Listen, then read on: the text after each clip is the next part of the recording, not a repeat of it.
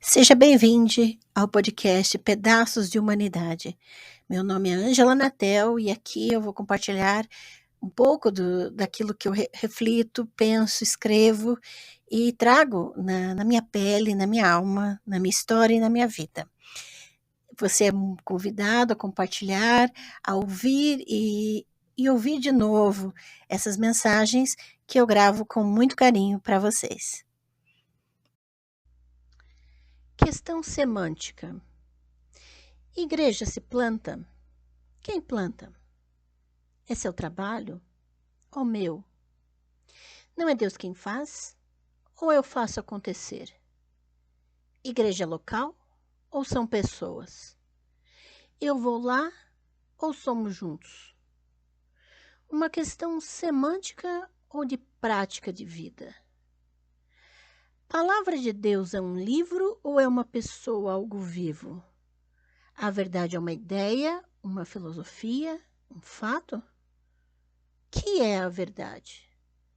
Ou a verdade é uma pessoa? Vive na mentira quem fala contra os fatos ou quem não segue o Cristo? Fatos são interpretados, não temos clareza nem objetividade? Então, como a minha interpretação dos fatos pode ser a verdade? Uma questão semântica ou de vida por inteiro versus vida pela metade? Este poema reflexão é parte integrante do meu e-book intitulado Pedaços de Humanidade, publicado em formato Kindle pela Amazon. Para adquirir esse e-book, você só precisa ir na descrição desse episódio e clicar no link referente a ele. Assim você está contribuindo para meu sustento pessoal.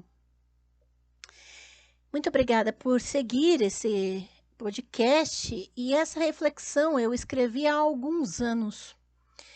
Não sei se é a primeira vez que você me ouve, se você já me conhece, mas eu fui missionária cristã colonizadora por mais de 25 anos e em meio aos momentos em que eu me questionei a respeito do que estava fazendo, de quem eu era nesse sistema, um sistema religioso que há já alguns anos eu não faço parte mais. E como o assunto desses dias tem sido pastores evangélicos na política e com corrupção no governo federal, resolvi compartilhar uma reflexão que eu fiz enquanto estava nesse sistema, referente às incoerências do que se fala e do que se pensa dentro dele. A própria ideia de igreja não é a mesma nas diferentes ramificações dos cristianismos existentes. A ideia de Cristo, de verdade. Porém, algumas coisas precisam ficar claras.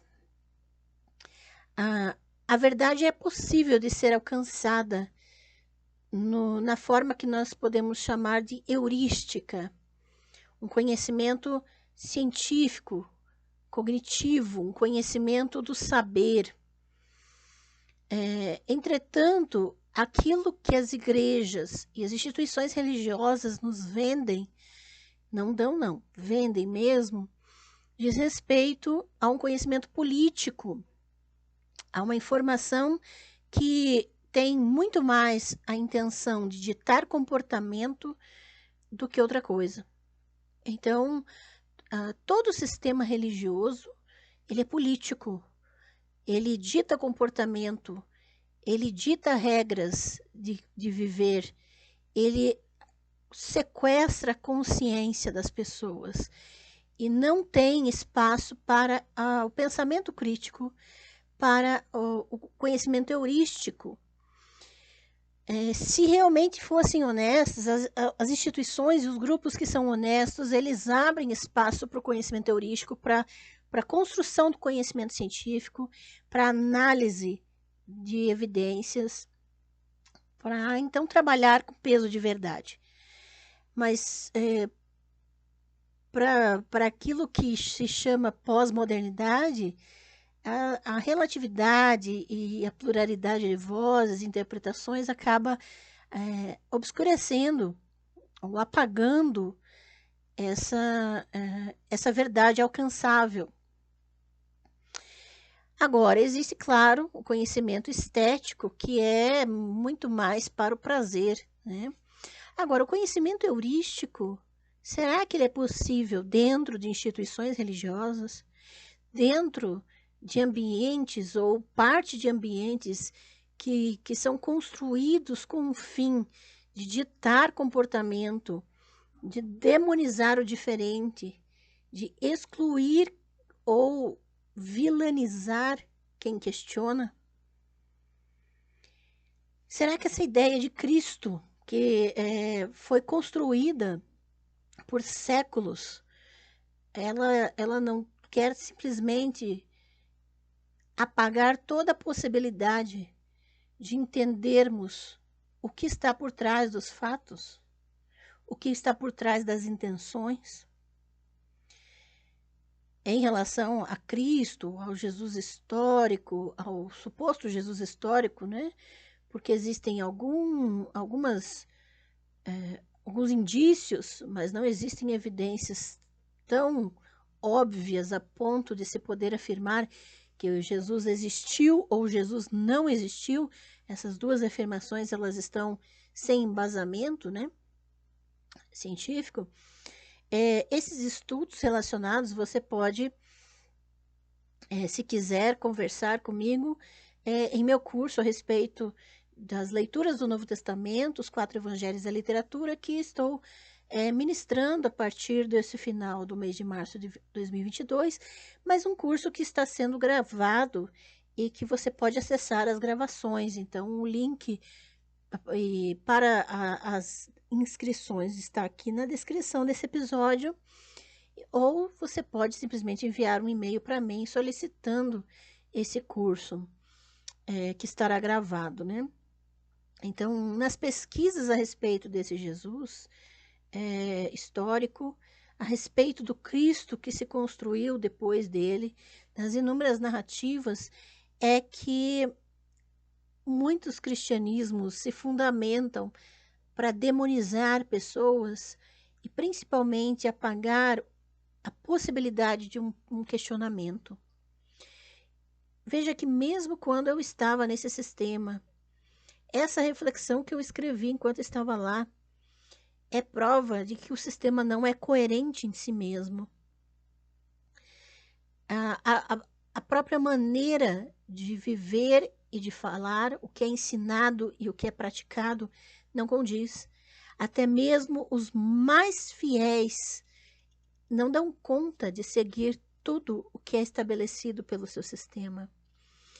Porque o sistema religioso, ele se presta a servir as estruturas de poder.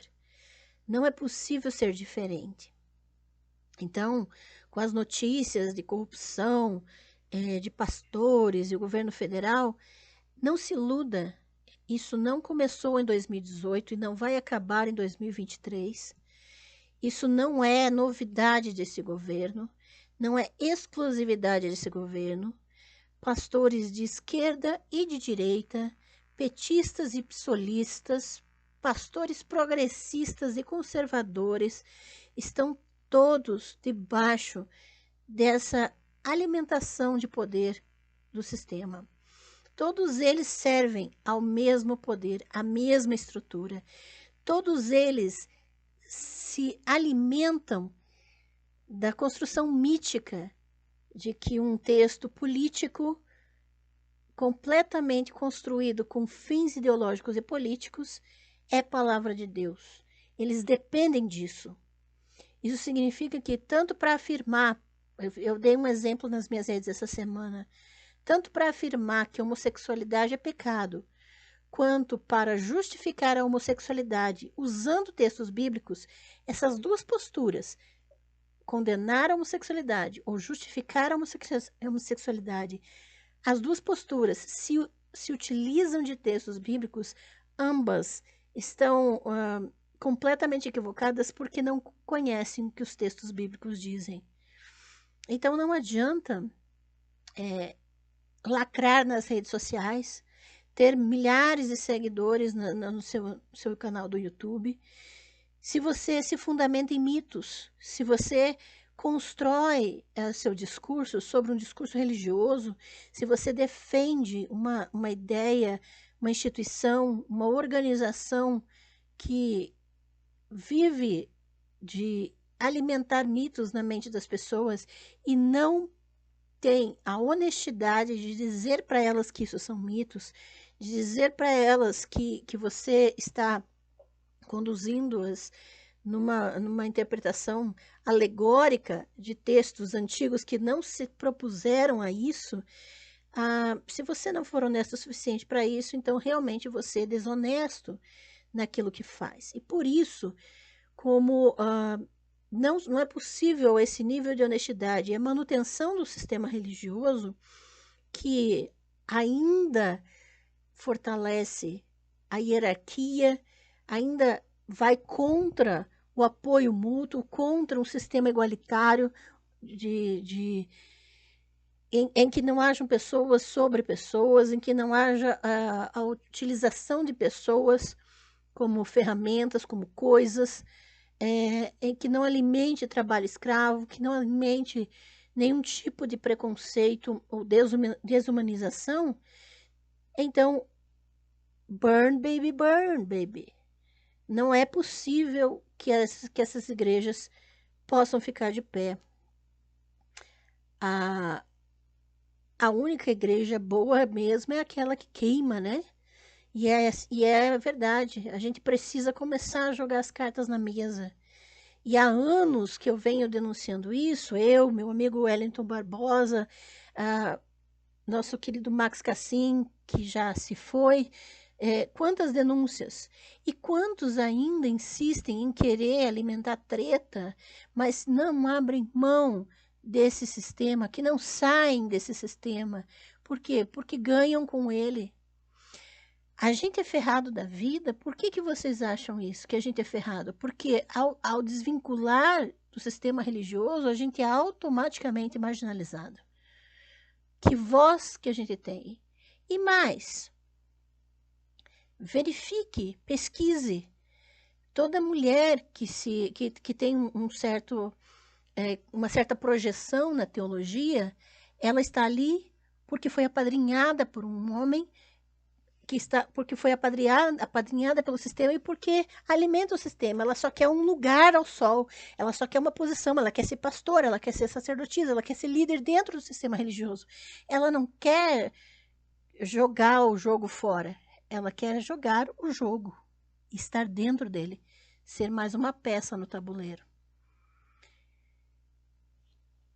Será que é só uma questão semântica quando falamos de verdade? Será que é uma questão só de interpretação dos fatos? É uma questão de opinião ou nós estamos falando de conhecimento heurístico baseado em evidências? Você vai só repetir o que houve ou vai pagar para ver?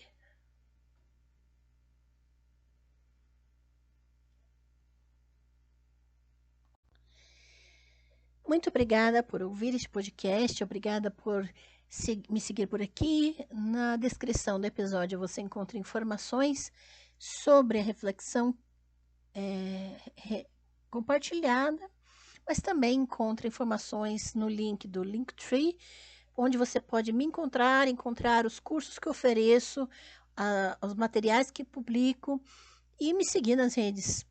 Fique à vontade para compartilhar esse episódio e, se tiver condições, pode também apoiar pelo apoia.se/AngelaNatel ou pelo PicPay, @AngelaNatel.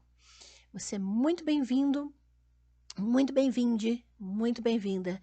E que nós possamos refletir, antes de ficar se degladiando pelas redes, começar a refletir naquilo que ouvimos, olhar as evidências e trabalhar as questões da prática.